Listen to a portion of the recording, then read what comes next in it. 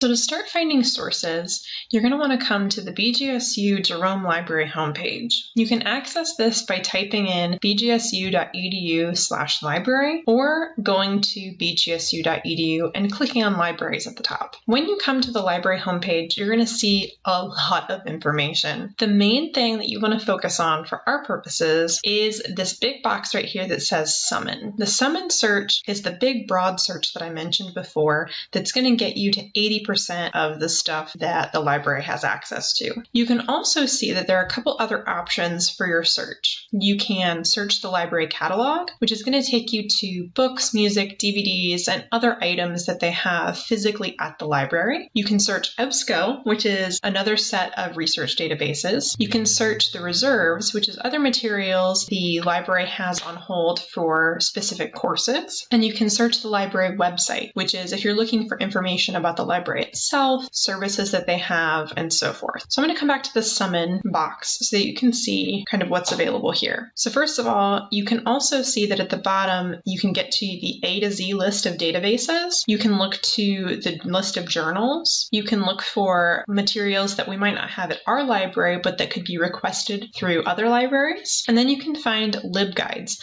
So these are things like what I've been linking in the modules for help with things like research, using source material, etc. Now, since we're an online class, it seems relevant to let you know that if you're not on campus and looking for materials, that's okay, but you're going to have to log in. So if you've been mainly doing work on campus, you might have just been able to search and not have to worry about this. But if you're doing work from your dorm room or your home or somewhere that's not physically at BGSU, you need to make sure that you log in using your BGSU ID and password. If you click here, you can do that. If you start a search, it'll also prompt you to do that as well. So if you go ahead and click on summon, it's going to open up that prompt to log in, and then it's going to take you to the summon search box. So a couple of things. This is your main search, just like in Google. And if you click over here to the menu on the right-hand side, you'll see that you can also do an advanced search, which gives you more options for what you could put in. You can also search OhioLink, which is the books and ebooks materials that the library has access to. And you can also find help. So if you're having issues and I'm not available, a librarian isn't available, or you just want to see if you can find answers for yourself, the help is a good place to go.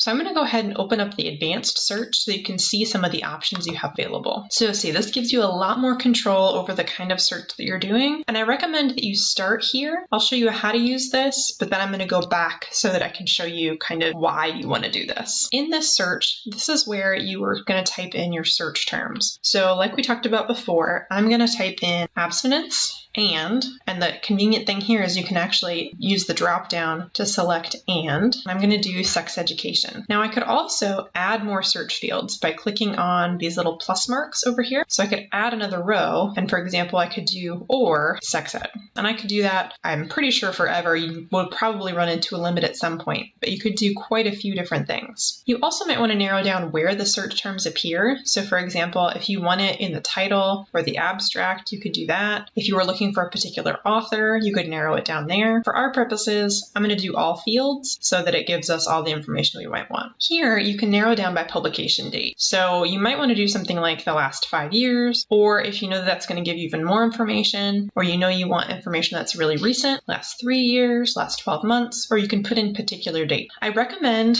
coming down here into the search, the content types and limitations to help exclude any kind of sources that you aren't going to be able to use. So you'll notice here in the content type that there's quite a few options. You could, if you wanted, if you were looking specifically for a book, you could check the box for a book or ebook or book chapter, and it would only include sources that are books or book chapters. You could also come down and look for journal article and journal and select those, and it will only give you resources that are journals or journal articles. You can limit the language. So if you only speak English and only want to use resources in English, you might check that. And I'm going to encourage you to go ahead and limit your sources to peer-reviewed publication if you're looking for journals and journal articles. That's going to help get rid of anything like newspaper articles, book reviews, and dissertations, as well as magazines and other trade publications publications or popular sources. You can include things that are outside of our library collection, but they're things that you're not going to be able to have access to without an interlibrary loan. So I would only use that as a last resort if you're really struggling to find resources.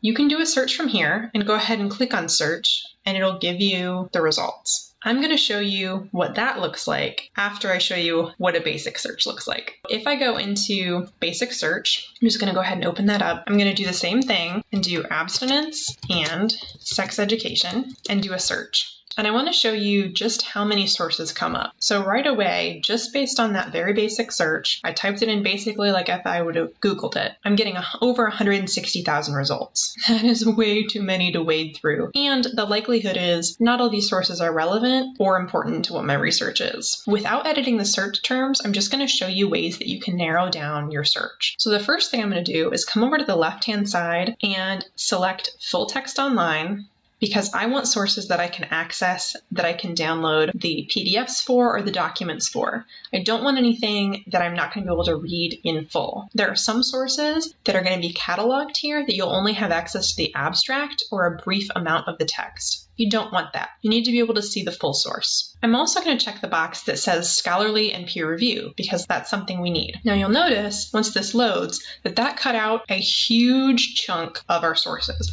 We're already down to about 26,000 results from our over 160,000. So most of the information we'll see on this topic that came up was popular sources. I could also come over here and narrow down by content type. So maybe I want journal articles only. That didn't reduce it down too much, but it did narrow out some of our result. But maybe I also want to narrow it down to the last 3 years so that I know that my information is really recent and relevant. That put us down under 5,000 results. That's a huge reduction. I could also come down here and look for disciplines in particular. So maybe I'm specifically interested in education sources. I could also narrow it down by other subject terms. And the great thing about this is it's going to help you create your list of search terms as well. So if I click on more, it'll actually show me pretty much all of the main search terms that are associated with the subject. So I can see adolescence and adolescent might be relevant to me. If I'm more interested in adult education, that might be something there. I can see how alcohol is related. It seems like that's a really popular related topic, and so forth. And I can keep scrolling and see a lot of different search terms, and they're all alphabetical here, that might be relevant to what I'm interested in. This can help you build your list even further. So it's going to show you other topics that are related to what you're researching. I could narrow it down there, and I also might want to narrow it down to English. That's probably not going to cut out too